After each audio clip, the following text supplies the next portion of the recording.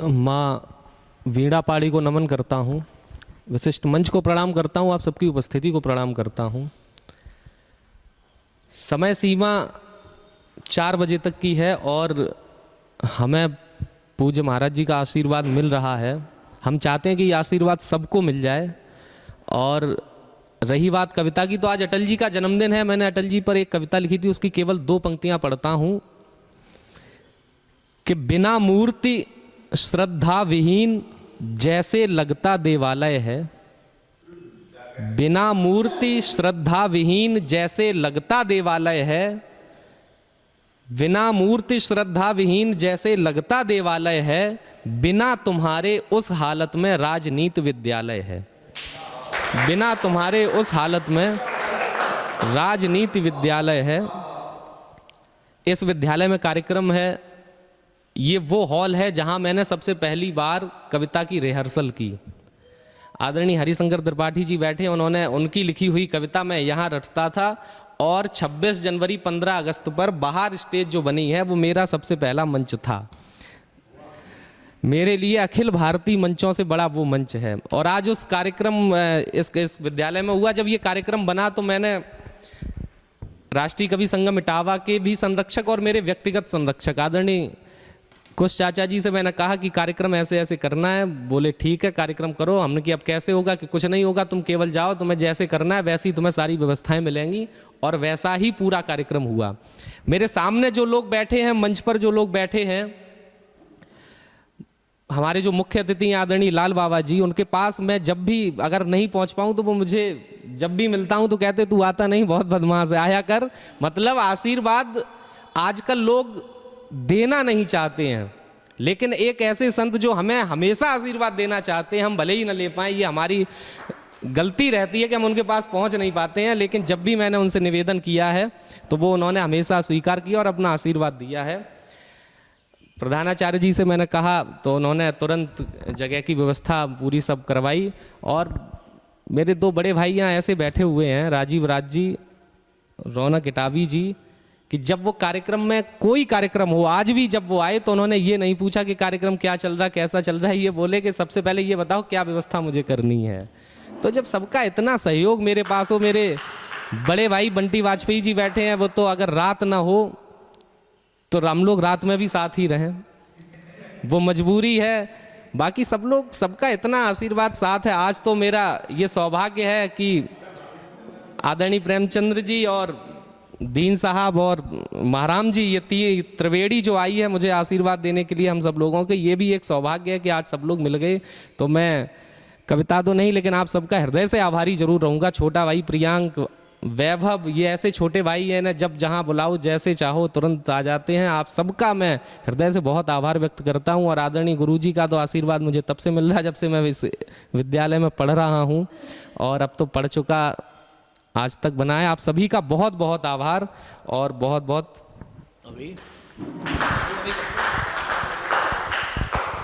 ये जो है रोहित जो है, इसने कुछ कलाएं भी सीख ली।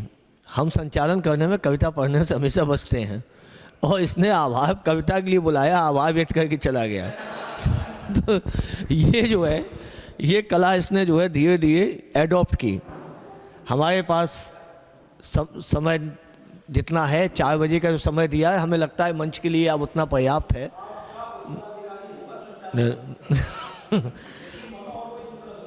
लेकिन अगर इसने आज कविता को धोखा दिया तो आज मैं कविता सुनाऊंगा।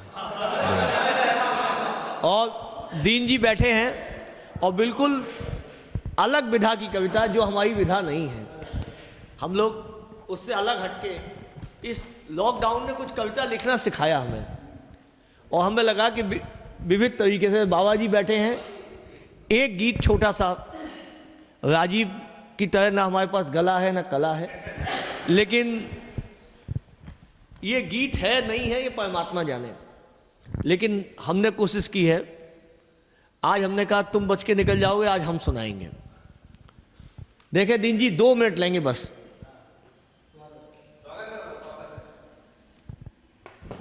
सागर साथ मिले कष्टों के, धीरज का चुल्लू भर पानी। सागर साथ मिले कष्टों के, धीरज का चुल्लू भर पानी। करूं शिकायत भी तो किससे, किसे सुनाऊं राम कहानी। और रातें अपनी, नैन भी अपने, हुए न सच्चे अच्छे सपने। रातें अपनी, नैन भी अपने, हुए न सच्चे अच्छे सपने। आंखें सजल मगर हैं प्यासी, आंखें सजल मगर हैं प्यासी। आशाओं के साथ उदासी, हुई जिंदगी भ्रष्ट सहेली, करती है अपनी मनमानी। सागर साथ मिले कष्टों के, धीरज का चुल्लू भर पानी। गुब्बारे सा आवारा मन, दीन जी, गुब्बारे सा आवारा मन। चाहत में नभ के ये उड़गन, बिना शक्ति के ही उड़ जाएं, बार बार धरती पर आएं। पासारों की पूरी बस्ती, पीड़ा अपनी कभी न जानी। सागर साथ मिले कष्टों के, धीरज का चुल्लू भर पानी। और देखें कि संग चले चिंता हर जाई, कभी चैन की नींद ना आई। संग चले चिंता हर जाई, कभी चैन की नींद ना आई। हम तरण उम्मीद हिमालय, हम तरण पर उम्मीद हिमालय। पथ पथरीला दूर है आलय, एक भरोसा तेरा ही प्रभु, गली जिंदगी की अनजानी। सागर साथ मिले कष्टों के, धीरज का चुल्लू भर पानी। और मैं पूज्य लाल बाबा को सप्रणाम बुला रहा हूँ, आएँ और हमें अपना आशीर्वाद दें। आदरणीय लाल बाबा। लेकिन ये सब कभी बना दिया। चलो श्रद्धांजलि के तौर पर ही मेरी अतुकांत एक कविता है। सत्य के पथिक आगे बढ़, देख उस सत्य को, खोज उस रहस्य को, जहां जाकर कोई आता नहीं। परेशानी होगी, मिटाना होगा अपने आप को, अपने अहम को, अपने अभिमान को। हर जगह मिलेगा फटकार ही फटकार, लोग देंगे गाली पर गाली। उठानी पड़ेगी जमाने भर की पीड़ा, पहले कोई किसी को याद नहीं करता। तब तेरे मौत के बाद लोग करेंगे तेरी याद। ऐ आनंद तू कहाँ, तेरे आनंद की खोज कहाँ। मिलेगा उन्हें एक सत्य, यही है बस तेरा कर्तव्य। सस्पेंस शब्द आता है अंग्रेजी में, हमारे यहाँ रहस्य। ईश्वर, कोई सन्यासी को ईश्वर मिल जाए, उससे जाके पूछो कि ईश्वर क्या है, तो उस वक्त वो कहेगा कि रहस्य। और जिसे ईश्वर प्राप्त नहीं हुआ उससे पूछो तो वो भी कहेगा कि रहस्य। यमक अलंकार की ये रचना है। रहस्य ही रहस्य, रहस्य ही रहस्य। जिंदगी भी एक रहस्य, मौत भी रहस्य। रहस्य भरे संसार का रहस्य भी अजीब है। क्या आदि है, क्या अंत है, या बात भी रहस्य। जो भी इस रहस्य का रहस्य खोलने चला, वह रहस्य में रहस्य खुद रहस्य हो गया। इस परम रहस्य का आनंद ही रहस्य।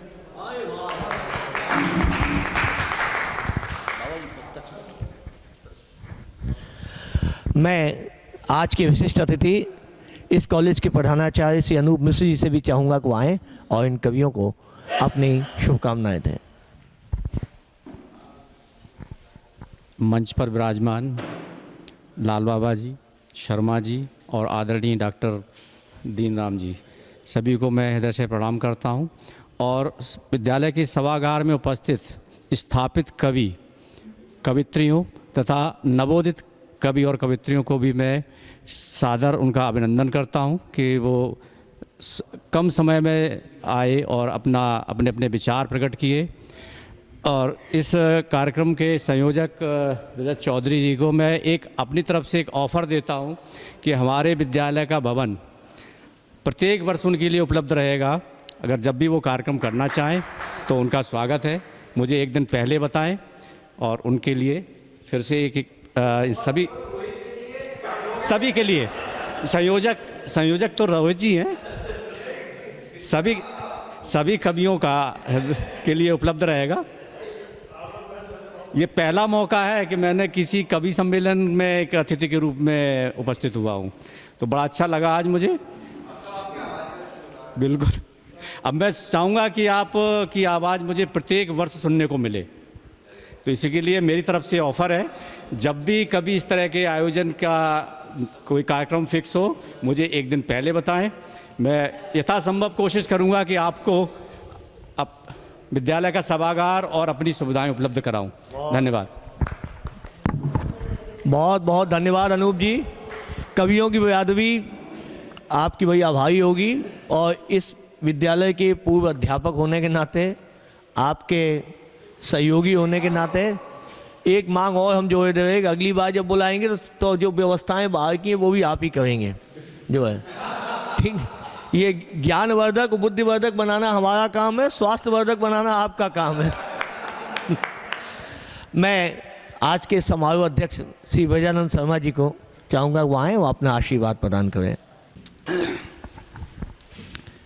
आदरणीय मंचस्थ विद्वज्जन, लाल बाबा साहब, प्रिंसिपल साहब, दीन मोहम्मद दीन, और सभागार में उपस्थित समस्त कविगण, श्रोतागण, हमारा सौभाग्य है कि मैं अटल जी के गांव में पैदा हुआ। यानी हमारा घर और अटल जी के घर में मात्र 2 किलोमीटर की दूरी है, और उनको अपने बचपन से उनकी कई यादें अभी तक जुड़ी हुई हैं। कई बार उनके साथ रहने का और बात करने का, हमारे आपस के परिवारों में आने जाने का मौका मिला। वे एक विलक्षण व्यक्तित्व थे, और ये उस धरती का सौभाग्य है कि अटल जी के कारण आज एक ऐसा वातावरण बन गया है कि बाह क्षेत्र जो है बहुत प्रसिद्ध है। बहुत सारी बातें अभी कुछ जी ने कही थी, मैं उस मीटिंग में भी था। एक संस्मरण मुझे याद आता है कि एक बार बटेश्वर का मेला लगता है बहुत बड़ा, तो वो हर मेले में आते थे, और चूंकि उनका घर वहाँ पर धीरे धीरे कम होता चला गया, ग्वालियर में बस गए थे, इटावा में उनकी रिश्तेदारियाँ हैं, इटावा और ग्वालियर उनके लिए अपनत्व का ज़्यादा जगह हो गई थी, लेकिन मेले में आते थे और सबसे मिलते थे। और जब कभी रुकना होता था तो उनके जो मित्रगण होते थे वहीं रुकते थे। वे हमारे परिवार के लोग भी उनके मित्रों में थे। तो बटेश्वर के मेले में एक बार भाषण हो रहा था, तो अटल जी बोले, उनकी बात में संक्षेप में करने के लिए, चूँकि 4 में कुछ ही सेकंड बाकी है, तो अटल जी बोले कि भाई मैं हिंदुस्तान से इतना प्यार करता हूँ कि हिंदुस्तान का नक्शा हर समय अपने साथ रखता हूँ। और वहाँ श्रोता जो थे वो व्यापारी और बैल वाले आदमी और हम लोग, वो तो इकट्ठे हो जाते थे लोग उनके सुनने के लिए। तो लोगों ने सोचा शायद जेब में नक्शा रखते होंगे, तो उन्होंने अपनी में जो धोती पहनते थे उस धोती का जो ढीला वाला पल्लू होता है वो यूं फैलाया और दिखाया कि वो फटा हुआ था। यानी इतने साधारण व्यक्ति होते हुए और इतने महापुरुष होते हुए दोनों विलक्षणताएं उनमें साथ थी। दूसरी एक घटना और हमारे क्षेत्र की, इटावा में 17 जुलाई 85 को मैं आया। उस समय त्रिवेदी जी प्रिंसिपल थे, मैं हिंदी लेक्चरर आया। डॉक्टर मिश्र जी का स्थानांतरण हुआ था, मेरा आगमन हुआ था। तो मैं जब ऑफिस में गया तो वहाँ 2 चित्र रखे हुए थे जिन्हें राष्ट्रपति पुरस्कार से पुरस्कृत किया गया था। बात हुई तो प्रिंसिपल साहब ने मुझसे कहा कि डॉक्टर सुधीर मिश्र जा रहे हैं, आप हिंदी में आ रहे हैं, और लोगों ने जो मेरा स्वागत किया और उनकी विदाई की तो ये कहते रहे कि इटावा से हिंदी जा रही है। जब बाद में मुझे बोलने का मौका मिला तो मैंने कहा मैं इसे अपना अपमान कहूँ, सम्मान कहूँ, यहाँ से हिंदी तो जा रही है और मैं आया हूँ। तब प्रिंसिपल साहब ने कहा कि इस हिंदी की रक्षा करना आपका बड़ा दायित्व होगा। उस चित्रों में एक चित्र था कुश चतुर्वेदी के पिताजी का। उन्हें देखकर और ये मालूम होकर और उन्होंने मुझे एक बारात में स्नेह और आशीर्वाद दिया, उससे मैं बहुत धन्य हुआ। वो भी भारत हमारे बाह की ही माटी के सपूत थे। कुल मिलाकर यहाँ हम जो देख रहे हैं संयोजक का कार्य करने वाले रोहित जी में, कुश चतुर्वेदी जी को मैंने बचपन से देखा है बहुत अच्छी तरह से। होनहार बिरवान के होत चीकने पात, ये दोनों ही लोग नहीं बल्कि इटावा में साहित्य की बहुत ठोस ज़मीन है। कुछ जहाँ जहाँ गए वहाँ नाम कमाया और अब इनके पीछे चल चल करके हमारे रोहित जी भी जहाँ जहाँ जाएंगे नाम कमाएंगे। आप देख रहे हैं कि ये कुर्सी पे नहीं बैठे हैं, बाहर बैठ कर के संयोजक होते हुए भी इनमें कहीं भी किसी भी प्रकार के स्वाभिमान की तो गंध है, अभिमान की नहीं है। ये सौभाग्य की बात है। हम अध्यक्ष कविता नहीं पढ़ता, अध्यक्ष का अर्थ है उसकी आँखों के आगे सब कुछ हुआ। तो मेरे आँखों के आगे सब कुछ हुआ, ठीक हुआ। काया पाते जगत में राजा रंक फकीर, काया पाते जगत में राजा रंक फकीर, जन्म उसी का सार्थक निर्मित करे लकीर। अपने जीवन की रेखा बना जाए। जन्म उसी का सार्थक निर्मित करे लकीर, निर्मित करे लकीर यशस्वी जीवन जीकर, बांटे सुधा प्रसाद गरल घट खुद पीकर, बांटे सुधा प्रसाद गरल घट खुद पीकर। इस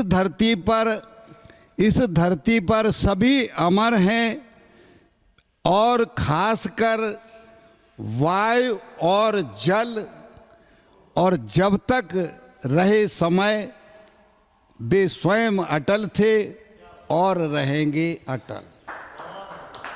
मैं अपनी एक पुस्तक, एक सौभाग्य की बात है कि लाल बाबा के बगल में मुझे बैठने का मौका मिला। मैं तो इनके चरणों में बैठने के हैसियत रखता हूँ। मैं आदरणीय लाल बाबा को एक पुस्तक भेंट करता हूँ।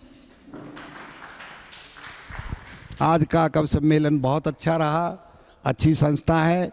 राजीव राज और कुश चतुर्वेदी, राजीव राज और ये रोहित, यहाँ से लेकर के और वो शर्मा जी तक सभी हमारे राष्ट्रीय मंचों पर पहुँच रहे हैं। ये इटावा की गरिमा के लिए बहुत बड़ी बात है और हम लोग पुरानी पीढ़ी के लोग इन पर गर्व करते हैं और करते रहेंगे। धन्यवाद।